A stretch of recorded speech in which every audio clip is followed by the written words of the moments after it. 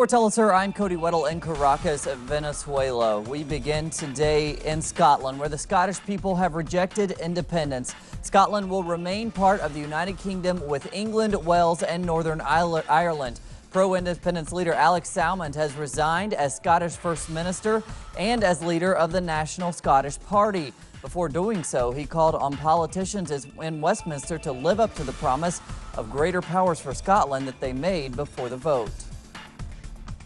Secondly, the Unionist parties made vows late in the campaign to devolve more powers to Scotland. Scotland will expect these to be honoured in rapid court. Scotland's decision has not deterred other independence movements. In Spain, Catalan President Artur Mas says that this is not a setback for the Catalonia region of over 7 million people, which includes the Spanish city of Barcelona.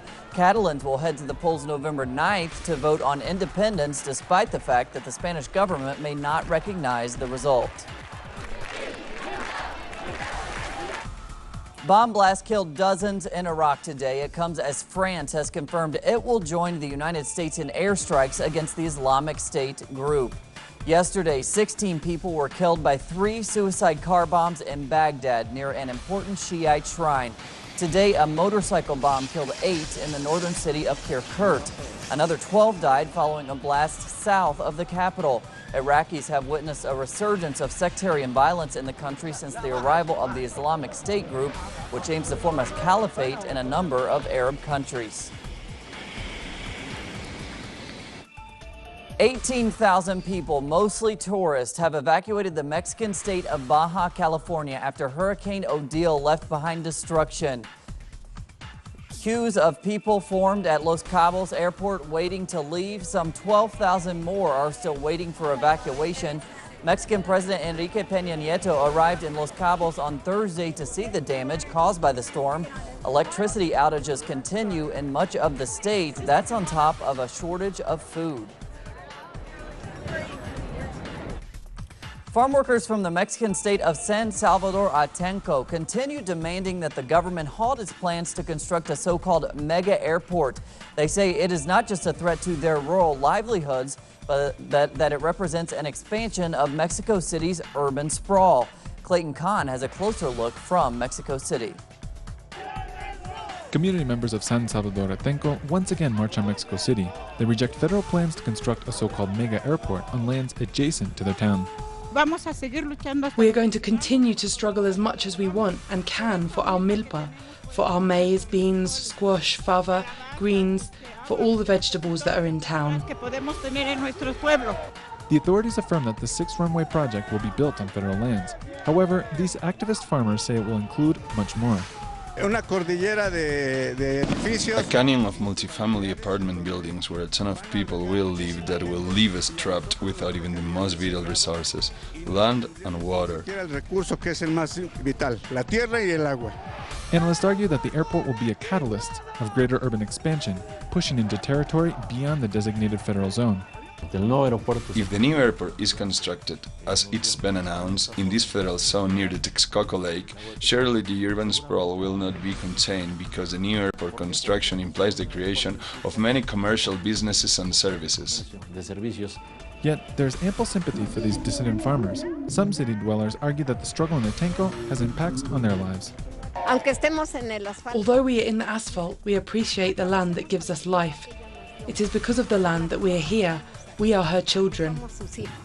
Project planners say that Mexico City's current airport is beyond full capacity and that the new installation will stimulate economic activity. While the government says the project will bring benefits to the local economy, these farm workers behind me say it is simply a form of gentrification and a threat to their way of life. Clayton Kahn, teleSUR, Mexico City. And thanks to Clayton, in Guatemala, members of the Organization of American States are meeting in a special session to discuss counter-narcotics policies and drug legalization. Our correspondent Gerardo Torres has more. The Organization of American States is having today its 46th extraordinary session in Guatemala. The main subject is to build up a regional strategy to fight against the impacts of illegal drugs. 2 years ago, the Guatemalan president, Otto Perez, presented a motion for a gradual legalization of drugs. This motion was supported by Mexico and Colombia, that have been the two countries more impacted by the drug war. In Mexico, more than 80,000 murders, and in Colombia, an even higher number. The motion wasn't supported by the Central American countries and other countries that followed the United States strategy of the drug war, that is based in militarization, in the use of extreme violence to destroy cartels. Hopefully, in this session of the OAS, new strategies can be built by the different countries.